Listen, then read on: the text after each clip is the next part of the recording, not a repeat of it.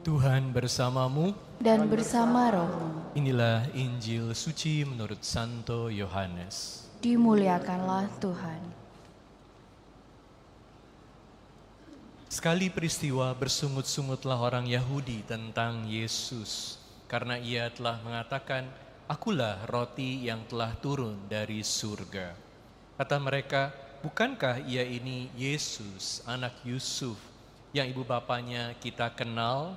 Bagaimana sekarang ia dapat berkata, 'Aku telah turun dari surga'?" Jawab Yesus kepada mereka, "Jangan kamu bersungut-sungut. Tidak ada seorang pun yang dapat datang kepadaku jika ia tidak ditarik oleh Bapa yang mengutus aku. Dan ia akan aku bangkitkan pada akhir zaman. Ada tertulis dalam kitab nabi-nabi, mereka semua akan diajar oleh Allah. Setiap orang yang telah mendengar dan belajar dari Bapa datang kepadaku. Hal itu tidak berarti bahwa ada orang yang telah melihat Bapa. Hanya Dia yang datang dari Allah. Dialah yang telah melihat Bapa. Sesungguhnya aku berkata kepadamu, siapa saja yang percaya, ia mempunyai hidup yang kekal. Akulah roti kehidupan. Nenek moyangmu telah makan mana di padang gurun, dan mereka telah mati. Inilah roti yang turun dari surga. Siapa saja yang memakannya, ia tidak akan mati. Akulah roti kehidupan yang telah turun dari surga. Jika seorang makan roti ini, ia akan hidup selama-lamanya. Dan roti yang aku berikan itu ialah dagingku yang akan aku berikan untuk hidup dunia. Demikianlah sabda Tuhan. Terpujilah Kristus. Akulah roti kehidupan yang telah turun dari surga. Jika seorang makan roti ini, ia akan hidup selama-lamanya. Saudara-saudari sekalian yang terkasih dalam Kristus, pagi hari ini saya mau mengajak Anda untuk merenungkan tema roti kehidupan. Roti kehidupan. Pertama, saya mau mengajak Anda untuk melihat hidup sebagai berkat. Kedua, keputusasaan dalam hidup. Dan ketiga, kekuatan dari roti hidup. Hidup adalah berkat. Kita bersyukur bahwa Tuhan memberi kepada kita kesempatan untuk hidup. Saat kita masih hidup, masih ada pengharapan. Karena setiap saat kita hidup, kita dapat kesempatan untuk menerima berkat Tuhan. Kita harus selalu ingat bahwa Tuhan menciptakan kita semua baik adanya. Tuhan menciptakan dunia baik adanya. Oleh karena itu kita harus selalu mengingat janji Tuhan pada kita bahwa Dia mau memberikan keselamatan kepada kita. Dan sungguh kalau Anda sekalian melihat masa lalu Anda, banyak gak berkat Tuhan? Anda bersyukur gak? Pasangan suami istri yang baru menikah sangat dipenuhi dengan sukacita, hatinya berbunga-bunga. Lihat istrinya cantik sekali, lihat suaminya ganteng sekali. Saat memulai perkawinan dipenuhi dengan begitu banyak pengharapan, punya harapan untuk berjalan bersama seumur hidup, setia satu dengan yang lain. Begitu indah hari perkawinan. Saat baru melahirkan baby, senang sekali dilihat, aduh anakku ini ganteng sekali, cantik sekali. Dan ada begitu banyak pengharapan. Saat anak mulai sekolah, mulai belajar, ada banyak pengharapan. Saat dapat kerjaan baru, saat dipromosikan dalam pekerjaan, saat buka toko, saat buka perusahaan baru, diberkati, mohon berkat Tuhan. Sungguh punya banyak pengharapan akan masa depan. Hati dipenuhi dengan rasa syukur, hati dipenuhi dengan sukacita. Dalam bacaan pertama kita mendengar Nabi siapa? Dalam bacaan pertama tadi dengerin gak bacaan pertama? Nabi Elia. Anda tahu kisah Nabi Elia? Nabi Elia ini nabi yang luar biasa. Kemenangan yang dialami Nabi Elia ini luar biasa. Bagaimana kemenangan Nabi Elia? Nabi Elia harus berperang melawan nabi-nabi Baal. Nabi Elia seorang diri, dia melawan berapa nabi Baal? 450 nabi Baal. Nabi Elia mau membuktikan supaya orang-orang Israel yang mendengarkan nabi-nabi Baal, yang menyembah berhala, itu dimenangkan. Untuk itu dia harus menghadapi nabi-nabi Baal ini 450 nabi. Dan dia katakan, kamu buat altar kamu, saya buat altar saya. Kamu pilih lembunya, saya pilih lembu saya. Dan kamu mohon kepada dewa-dewi kamu untuk mengirimkan api. Apa yang terjadi? 450 nabi Baal doa dari pagi sampai siang, sampai sore. Melukai badan mereka. Gak ada api yang turun. Tapi Nabi Elia bilang, kamu itu siram air ke altar yang sudah saya buat. Ternyata baru doa sebentar langsung turun api. Luar biasa. Nabi Elia menang. Bukan karena kehebatan dia, tetapi karena Allah memenangkan dia. Allah memberikan kemenangan buat Nabi Elia. Saat Nabi Elia menang, dia mengalami bahwa kekuatan Allah luar biasa. Dia mengalami bahwa Allah itu hidup. Dalam hidup kita ada saat-saat di mana kita mengalami kemenangan. Dan saat itu kita merasakan bagaimana Allah sangat mencintai kita. Sayangnya seringkali kemenangan itu, sukacita itu tidak bertahan lama. Apa yang Anda dengar dalam bacaan pertama dari Nabi Elia? Nabi Elia bilang apa? Nabi Elia bilang apa? Aku gak mau hidup. Nabi Elia bilang, dia ingin mati. Cukuplah sudah sekarang ya Tuhan, ambillah nyawaku. Seorang Nabi Elia yang luar biasa bisa mengatakan kepada Tuhan, Tuhan ambillah hidupku, gak mau hidup lagi. Seorang yang mengalami kemenangan yang luar biasa dari Allah, kok bisa kehilangan pengharapan, gak mau hidup lagi. Seringkali yang kita alami dalam hidup juga seperti Nabi Elia. Kenapa sih apa yang dialami Nabi Elia? Karena kemenangannya dia jadi dikejar-kejar oleh Ratu Jezebel, mau dibunuh. Dan Nabi Elia menjadi ketakutan, khawatir. Sayang, padahal mengalami kemenangan yang luar biasa. Seringkali dalam hidup kita sebagai manusia juga sudah mengalami berkat Tuhan luar biasa. Banyak berkat, kemenangan. Tapi kok sesudah mengalami kemenangan, bukannya ingat kemenangan itu, malah melihat masalah-masalah yang datang.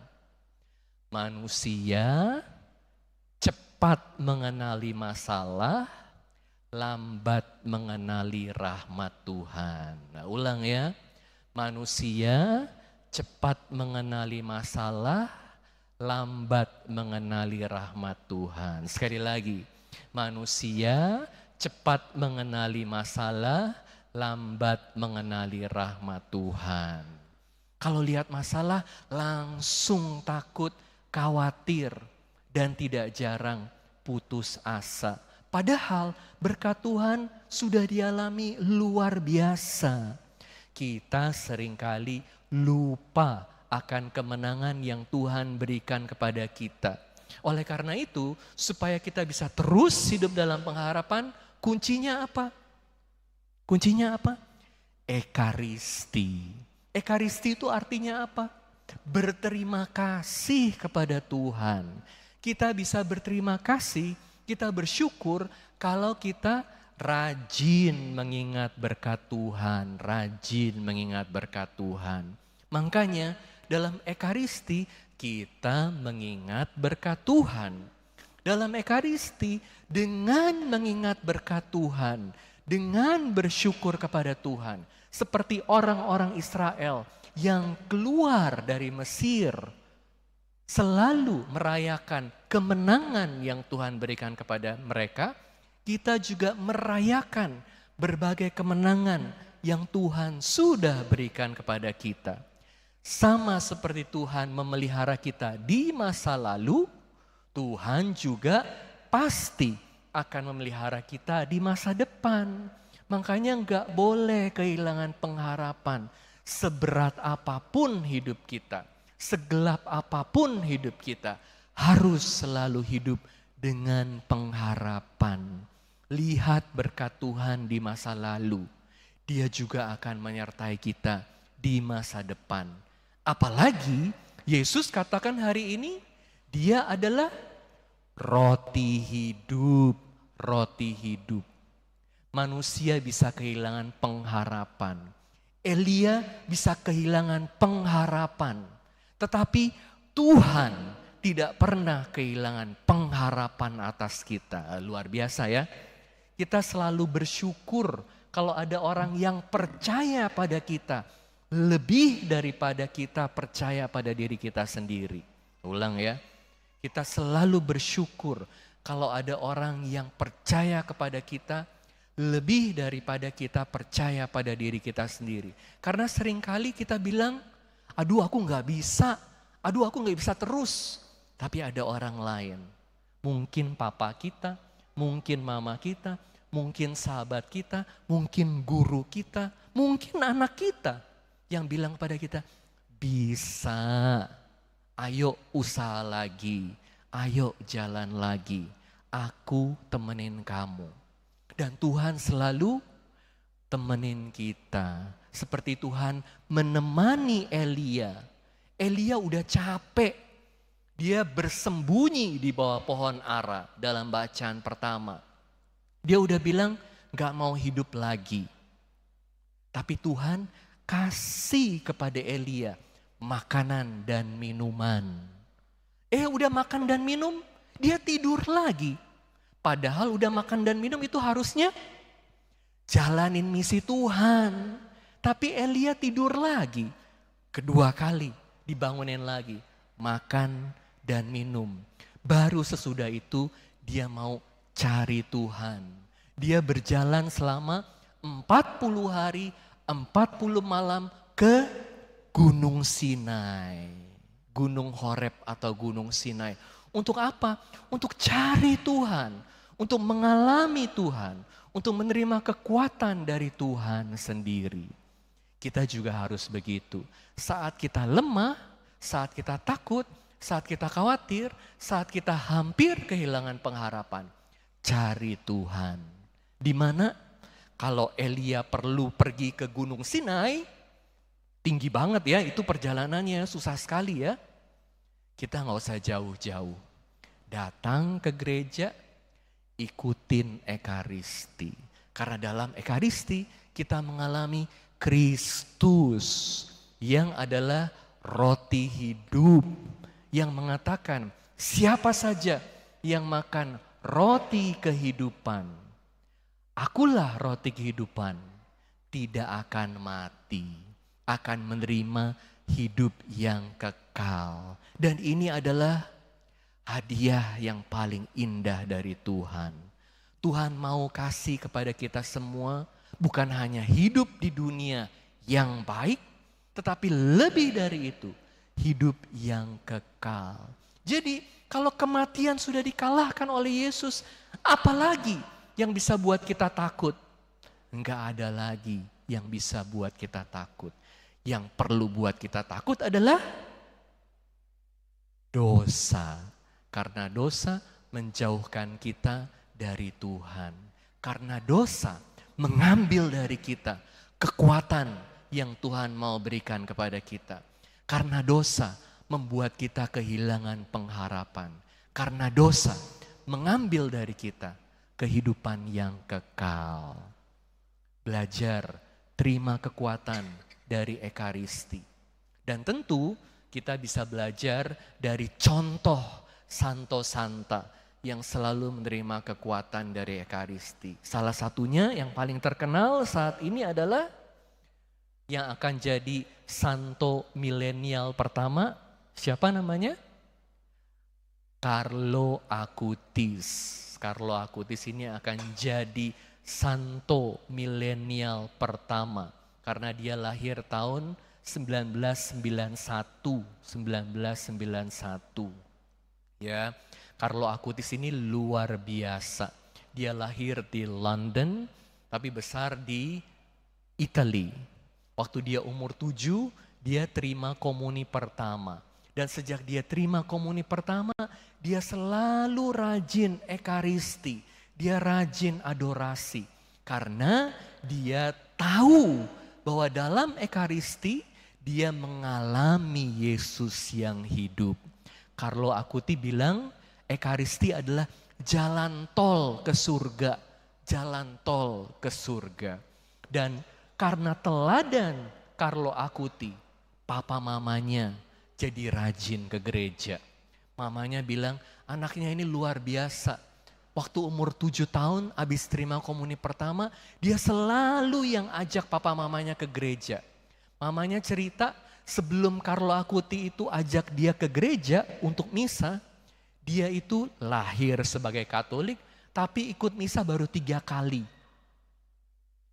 Pertama, waktu dia terima komuni pertama. Kedua, saat dia terima sakramen Krisma. Ketiga, saat dia menikah. Baru 3 kali mamanya bilang. Tapi begitu Carlo Acutis umur 7 tahun terima komuni pertama. Dia yang rajin bawa papa mamanya ke gereja. Carlo Acutis yang rajin ajak papa mamanya untuk bantu orang miskin. Carlo Acutis masih kecil dan tentu ini adalah generasi komputer, dia juga senang main game, ya. PlayStation, dia senang. Mamanya bilang, Carlo Acutis ini sadar sendiri. Walaupun dia senang sekali main video game, dia batasin dirinya. Cuma main video game 1 minggu, 1 jam. Luar biasa. Anak kecil bisa batasin diri. Tahu kalau sesuatu itu gak boleh berlebihan. Kita yang udah dewasa gimana? Ya. Tapi Carlo Acutis dapatin kekuatan dari mana? Sekali lagi, Ekaristi. Ini yang buat dia selalu penuh semangat, selalu ceria. Bahkan saat dia dapat sakit, umur 15 tahun dia sakit leukemia. Dan dalam waktu berapa bulan aja dia udah meninggal. Mamanya, papanya tentu sedih sekali. Tapi mama papanya bilang kita dapat kekuatan yang luar biasa dari anak ini. Karena dia sama sekali gak takut. Selalu dipenuhi dengan sukacita sampai akhir hidupnya. Karena apa? Karena dia tahu Tuhan Yesus gak pernah tinggalin dia. Sama seperti Tuhan Yesus memberikan kelimpahan berkat-Nya sepanjang dia hidup, Tuhan Yesus juga yang akan terima dia untuk masuk dalam hidup yang kekal. Buat Carlo Acutis, Yesus sungguh adalah roti kehidupan. Bagaimana dengan kita? Semoga kita semua juga selalu belajar menimba kekuatan dari Ekaristi, mengalami Yesus yang sungguh hadir dalam Ekaristi sebagai roti kehidupan. Amin.